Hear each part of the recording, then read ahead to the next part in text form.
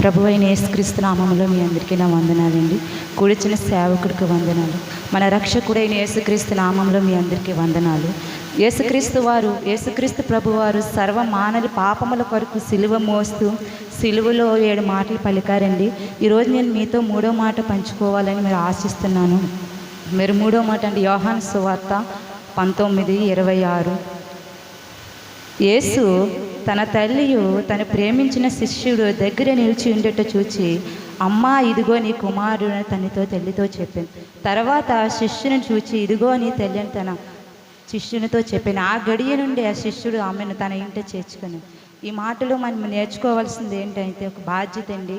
మరి యేసుక్రీస్తు వారి సిలువలో మరణిస్తూ మరి తల్లిని తన శిష్యుకు అప్పగించాలని ఒక బాధ్యత కలిగి ఉన్నాడు. కలిగి ఉండి తన శిష్యుని చూచి తన తల్లిని తన శిష్యుకు అప్పగించి ఉన్నాడండి. ఈ రోజుని బట్టి చూస్తే మరి చాలామంది తల్లిదండ్రుల పట్ల విధేయత కానీ బాధ్యత కానీ ఏది లేకుండా నిర్లక్ష్యం కలిగి ఉంటున్నారండి. మరి యేసుక్రీస్తు వారి ద్వారా మనం తెలుసుకోవలసిన మరి 3 మాటలు నేను మీతో పంచుకోవాలని మరి ఆశిస్తున్నాను. మీరు మొదటగా మరి 3వ మాట, తండ్రి తల్లి పట్ల విధేయత కలిగి ఉండమన్నాడండి. నిర్గమాకాండం 19:12. నీ దేవుడైన యెహోవా నీకు అనుగ్రహించే దేశంలో నీవు దీర్ఘాయుష్మంతుడగినట్లు నీ తల్లిని తండ్రిని సన్మానించమన్నాడండి. మరి యేసుక్రీస్తు వారు ఆ సిలువలో మరణిస్తూ కూడా అంత వేదన చెందుతూ కూడా తన తల్లి గురించి ఎంత చక్కగా మాట్లాడుతున్నారంటే, మన తల్లి తండ్రిని పట్ల విధేయత కలిగి వారిని సన్మానించమంటున్నాడండి. సన్మానించడం అంటే మరి సన్మానం చేయడం కాదు, వాళ్ళని ప్రేమ కలిగి చూడాలండి. కాలం పెట్టి చూస్తే మరి యవనస్తులు కని పెంచిన ప్రేమను పక్కన పెట్టి వారు మరి జలసాగా తిరుగుదు మరి తండ్రిని సరిగా చూడడం కానీ పట్టించుకోవడం కానీ చేస్తలేదండి. మనం తండ్రిని ప్రేమించే దేవుని ఎరిగి ఉన్నాం కాబట్టి దేవుడి ప్రేమ మనము కూడా కలిగి ఉండాలి. మనం కలిగి ఉండి మరి తండ్రిని పట్ల ప్రేమను మనం చూపించాలండి. మరి ఎందుకంటే యేసుక్రీస్తు వారు తన తల్లి పట్ల అంత ప్రేమను చూపిస్తున్నారంటే, మరి తల్లి అయిన మరియమ్మ మరి యవన కాలంలో ఉన్నప్పుడు మరి యేసుక్రీస్తు వారి కోసం తన గర్భాన్ని దానం చేసిందండి. ఎందువల్ల అంటే మరి కాలం పెట్టయితే లోకస్తులు అలా మాట్లాడతారు, ఇలా మాట్లాడతారు. ఏదైనా యవనస్తురాల మీద ఏదైనా మాట వస్తే చాలా విధాలుగా మాట్లాడుకుంటారండి. కానీ ఆ మాటలన్నింటిని మరియమ్మ అయితే పక్కన పెట్టి మరి యేసుక్రీస్తు వారి ద్వారా పరిశుద్ధమైన గర్భాన్ని ధరించిందండి. ఎవరైతే ఎన్ని మాటలు మాట్లాడుకున్నా పర్లేదు, కానీ యేసుక్రీస్తు వారికి జన్మనివ్వాలని ఒక ప్రణాళిక మరి మరియమ్మ కలిగి ఉందండి. అందు నిమిత్తమే మరి యేసుక్రీస్తు గారు మరియమ్మ గారి పట్ల అంత ప్రేమ, అంత విధేయత, అంత బాధ్యత కలిగి ఉన్నాడండి. కాలం పెట్టి మరి చూస్తే యవనస్తులు తల్లిదండ్రులు పట్టించుకుంటున్నారండి. వారు వృద్ధాప్రాయం రాబోడికి వాళ్ళని బయట వదిలేస్తున్నారు, లేకపోతే రోడ్ల మీద వదిలేస్తారు. వారికి అన్నం పెట్టడానికి కూడా ఇష్టపడట్లేదండి. మరి మన నిజ దేవుణ్ణి ఎరిగి ఉన్నాం కదా, మరి ఎరిగి ఉన్నప్పుడు మనం ఎందుకు అలా ప్రవర్తించాలండి? యేసుక్రీస్తు వారి ప్రేమ మనం కూడా కలిగి ఉండాలి కదా.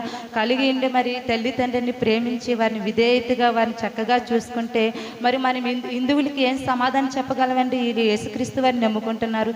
మరి హిందూ కుటుంబాలు చూడండి, మన కుటుంబాలు చూడండి. మరి హిందువులైతే వారి తండ్రిని ఎంతో చక్కగా ప్రేమిస్తూ విధేయతగా వారిని ఎంత బాగా చూసుకుంటున్నారు. మరి మనం తల్లిని ప్రేమించి యేసుక్రీస్తు వారిని ఎరిగి ఉన్నాం కదా, మరి మనం ఎందుకు అలా చూడలేకపోతున్నాం, ఎందుకు అలా ప్రేమించలేకపోతున్నాం? మరి వాళ్ళ నుండి మనకి అటువంటి ఏ సమాధానం రాకుండా మరి తండ్రిని ప్రేమించాలండి, వారిని విధేయత కలిగి ఉండాలి. మరి యేసుక్రీస్తు వారి సిలువ వేస్తున్న సమయంలో మరి ఆకాశానికి భూమికి మధ్యనే వేలాడుతూ కూడా మరి సిలువ వేస్తున్న సమయంలో మరి సిలువ దగ్గర యోహాను తన తల్లి అయిన మరియా తప్ప ఇంకెవ్వరూ లేరండి. యేసుక్రీస్తు వారికి అన్నదమ్ములు లేరా అంటే వారు కూడా ఉన్నారు. కానీ ఆ సమయంలో మరియమ్మ గారిని యేసుక్రీస్తు వారి దగ్గరికి వెళ్ళొద్దన్నారు. కానీ మరియమ్మ గారు ఆ మాటలన్నీ పక్కన పెట్టి మరి కన్న కుమారుడు ప్రాణం పోతున్నప్పుడు ఏ తల్లైనా భరిస్తూ ఉండగలదండి. తను ఉండలేకపోయింది కాబట్టి ఆ సిలువ యొద్దకు వచ్చి తన కుమారుని సిలువ వేస్తున్నప్పుడు తన కుమారుని చూసి మరి వేదనకరంగా మరి ఆ సిలువ యొద్ద మరి కన్నీరు కారుస్తూ తన కుమారుడి వైపు అలాగే చూస్తూ ఉందండి. మరి తన తల్లిని ప్రేమను చూసి మరి యేసుక్రీస్తు వారు తన తల్లి పక్కన నిలిచి ఉన్న శిష్యునికి మరి తల్లి బాధ్యత అప్పగించాడండి. మరి మరియమ్మ అయితే ఏమాత్రం సలించిపోకుండా ఇప్పుడు మన బిడ్డలో చూడండి, చిన్న దెబ్బ తగిలితే వారిని చూసి మనం ఎంతగా తల్లడిల్లిపోతాం. కానీ అలా కాకుండా యెహోవా దేవుడిచ్చిన నిర్ణయం ప్రకారం యేసుక్రీస్తు వారు ఆ సమయంలో అలా జరగాలి కాబట్టి మరి మరియమ్మ గారి కన్నీరు విడుస్తూ కూడా తన కుమారుడి వైపు అలాగే చూస్తూ ఉందండి. చూస్తూ చూస్తూ అలాగే తన కుమారుడి వైపు చూస్తూ ఎంతగానో దుఃఖించిందండి. దుఃఖించు మరి యోహాను కూడా మరి తల్లినయ ఇప్పుడు చూడండి, మన తల్లినే మనం ప్రేమించాం, అది అలాంటిది ఎదుటివారి తల్లిని మనం ఎలా ప్రేమిస్తామండి. కానీ యోహాను గారు అలా ఎదురు మాట మాత్రం చెప్పకుండా యేసుక్రీస్తు వారు చెప్పిన మాట ప్రకారమే తన తల్లిని తన ఇంట చేర్చుకున్నాడండి. తన ఇంట చేర్చుకొని తనని ఎంతో బాధ్యతగా చూసుకున్నాడండి. మరి తండ్రి ఆ లోకం నుండి మన కొరకు ఎందుకు వచ్చాడండి? మన పాపముల నిమిత్తము, మనం చేస్తే అనేక అసహ్యమైన కార్యముల నిమిత్తమైతే సిలువలో మరణించి అన్నాడు. అసలు యేసుక్రీస్తు వారి సిలువలో మరణించవలసిన అవసరం తనకి ఏముందండి? ఆయన అలా మరణిస్తేనే మనకి రక్షణ కలుగుద్ది. మనం రక్షణ కలిగి మనం ఆయన యొద్దకు వెళ్తామని ఒక ప్రణాళికతో తన తండ్రి తన కుమారుని లోకానికి పంపి ఉన్నాడండి. మరి మనం ఎందుకు అలా మారడం లేదండి? మనం ఇప్పటికీ ఆయన మన కోసం అంత ఉదయం 9 గంటల నుండి మధ్యాహ్నం 3 అయ్యేంత వరకు ఆ నడి ఎండలు అలా వేలాడుతూ మన కోసం అంత హింస పడవలసిన అవసరం తనకి ఏముందండి? ఎందుకంటే మన పాపల నిమిత్తం, మన పాపం మారి మనం ఆయన యొద్దకు చేరాలని, మనల్ని ఆ యొద్దకు తీసుకువెళ్ళాలని ఒక ప్రణాళికని కలిగి మీరు యేసుక్రీస్తు వారు అంత శ్రమను సహించి ఉన్నాడండి. మరి మనం అలాంటి నిజ దేవుని నమ్ముకొని కూడా మనం ఎప్పటికీ మనం ఇలా చేయకూడదు కదండి. అందుకే ఎవరైనా సరే తల్లి తండ్రి నిర్లక్ష్యం చేయకుండా వారి యందు ఒక బాధ్యతను కలిగి ఉండాలండి. మరొకరి కొంతమంది అయితే తల్లి తిట్టిందని, తండ్రి తిట్టిందని ఏదో అసహ్యమైన మాట్లాడుతూ మనకి వారి జన్మనిచ్చారు కదండి. వారి జన్మనిచ్చినప్పుడు మనం వారిని ఎంత బాధ్యతగా చూడాలి, ఎంత చక్కగా చూడాలి. అలా కాకుండా ఎంతో ఇష్టానుసారమైన అసహ్యమైన మాట్లాడుతూ మరి తల్లి హృదయాన్ని, తండ్రి హృదయాన్ని మీరు బాధిస్తున్నారండి. మీరు బాధించే మాటలు క్రైస్తవులు అంత హీనంగా మాట్లాడితే హిందువులకు మనం ఏం సమాధానం చెప్పగలమండి? అందుకే యేసుక్రీస్తు వారి మరి 3వ మాట ద్వారా మనతో చక్కగా మాట్లాడి అన్నాడు. అందుకే మీరు ముదుము వయసు వచ్చేంత వరకు మీ తండ్రి కానీ తల్లిని కానీ నిర్లక్ష్యం చేయొద్దన్నాడు. మరి నిర్లక్ష్యం చేయకుండా వారి యందు ఒక బాధ్యతను కలిగి ఉండాలని, వారి బాధ్యతను కలిగి ఉండి వారు మనల్ని చిన్నప్పటి నుండి కనిపించి అంత బాధ్యతగా చూసి ఉన్నారు కదండి. మరి వాళ్ళ ముసలి వయసు వచ్చేంత వరకు మరి ఎందుకు చూడలేకపోతున్నారు? ఎందుకు బాధ్యత వహించలేకపోతున్నారు?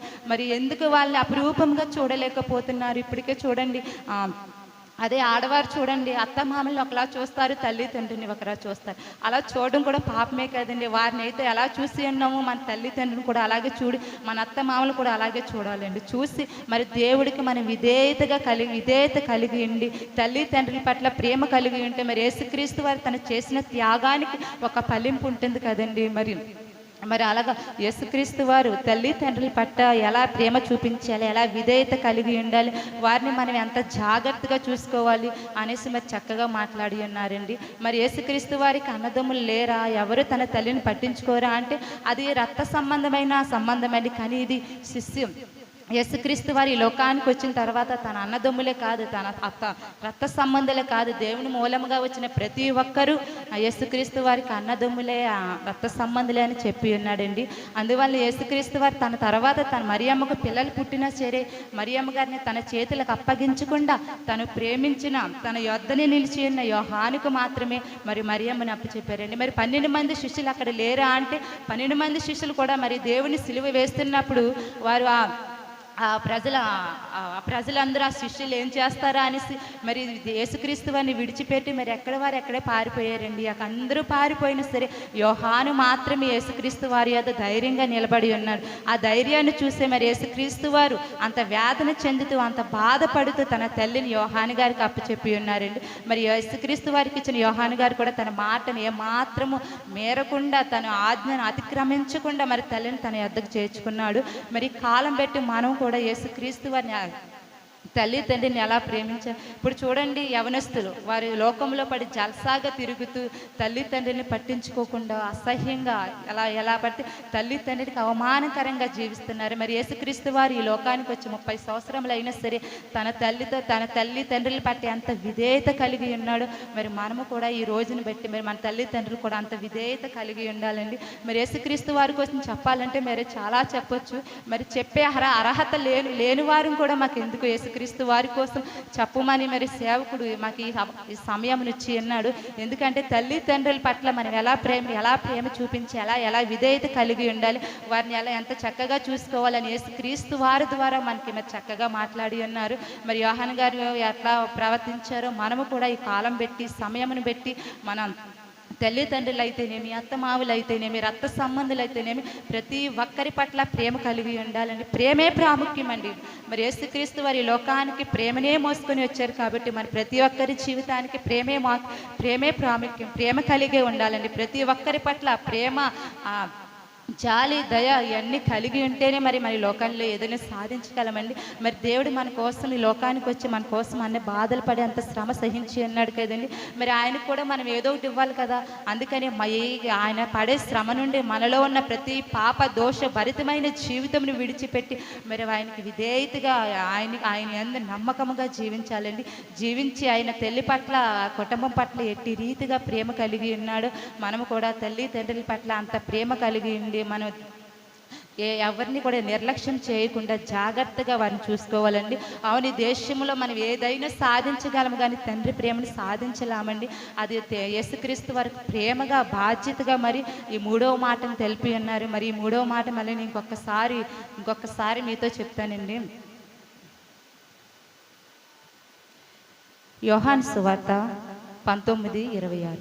యేసు తన తల్లియు తన ప్రేమించిన శిష్యుడు దగ్గర నిలిచి ఉండే చూచి, అమ్మా ఇదిగో నీ కుమారుడు అని తన తల్లితో చెప్పాను. ఆ తర్వాత ఆ శిష్యుని చూసి, ఇదిగో నీ తల్లి అని తనతో ఆ గడియ నుండి ఆ శిష్యుడు ఆమెను తన ఇంట చేర్చుకుని. మనం కూడా ఈ మాట ప్రకారమే మన తల్లిదండ్రుల్ని ప్రేమించి వారికి విధేయతగా, నమ్మకంగా, వారికి మంచి పేరు తెచ్చేవారిగా ఉండాలని మరి నేను వచ్చి రానట్టు మాటలు మరి చెప్పి ఉన్నానండి.